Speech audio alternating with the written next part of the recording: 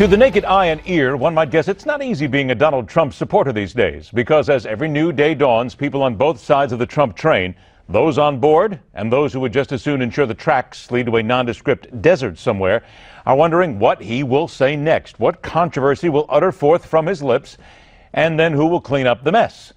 And let's not forget how Trump has always put so much stock in the polls and how he crushes the competition. But he says little about a new ABC News Washington Post poll that shows he would be the least popular presidential nominee in the last 32 years if he were indeed to become the standard bearer for Republicans. New fallout continues, and the excuses are beginning to wear mighty thin. Our guest is the former Libertarian vice presidential nominee, best-selling author of The Power of Relentless, and an ardent Trump supporter. Welcome Wayne Allyn Root back to the Hardline. Wayne, always a pleasure to see you, my friend. I'm going to go ahead and begin with the first paragraph from a column you wrote recently. You said, "I have been in politics all my life, almost since birth, handing out literature in my father's arms for Barry Goldwater at the age of 3. Given all that and your knowledge of politics, come on, Wayne, even you got to be sick and tired of this, because the excuses mount up, the backing up mounts up. I mean, you can actually hear the backup, the beeps from the reverse that go on every time Donald Trump says something here. This is tiresome."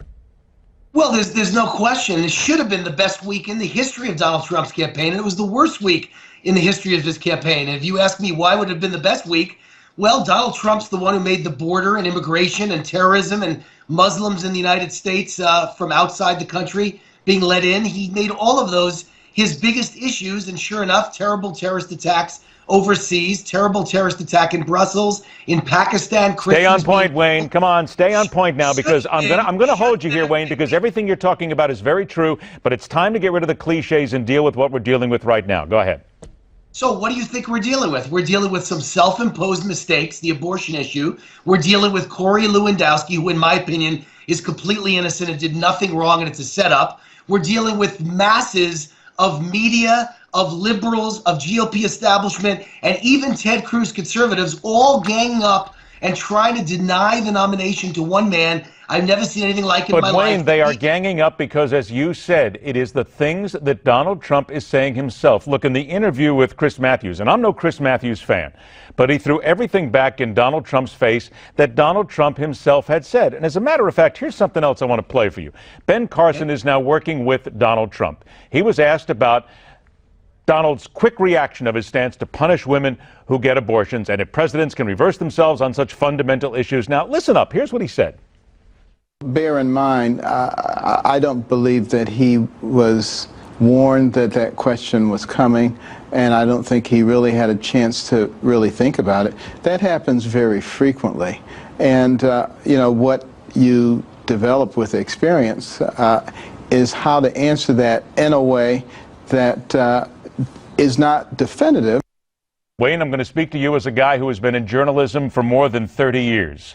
Yes. With the excuse of, I don't believe he was warned, the question was coming. Wayne, that is dishwater weak. That is ridiculous, because it is the job of a media individual to ask difficult questions. And Donald Trump, as the guy who wants to become president, please agree with me on this. It is his job. Wait a minute. It is his job to know the issues inside and out and give people the facts and give people the reality of an answer. Yes or no?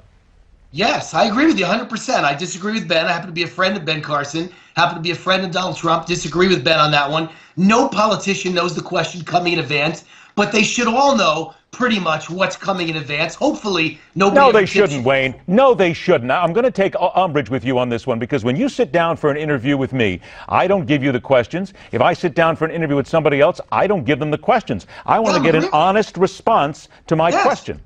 No, I'm agreeing with you. I think you misunderstood me. I'm saying, A, no politician knows in advance what's coming. They never should.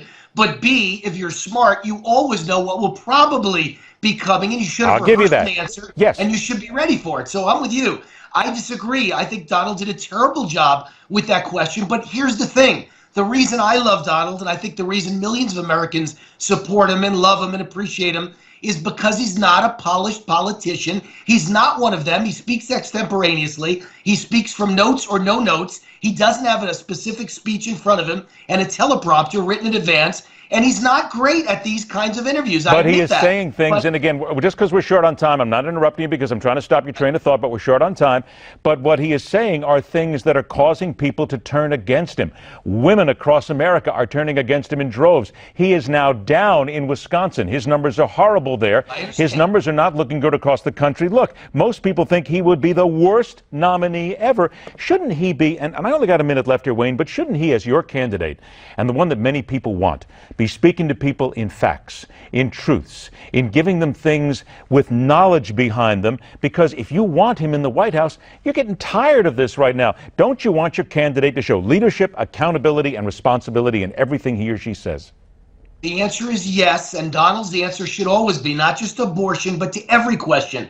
You're trying to distract the people from what matters. The GDP is zero. Obamacare is destroying the budgets of middle-class Americans. It's killing jobs. It's putting small businesses out of business in record numbers. 94 million Americans who are working age are out of work, and the debt is $19 trillion. We get all that. We get all that, Wayne. That's been out there for a long time. We can spout these cliches all day long. I only got 30 seconds left. But doesn't it bother you that PolitiFact checked Donald Trump's statements, and 78% of them turn up mostly false or pants on fire? Doesn't that bother you?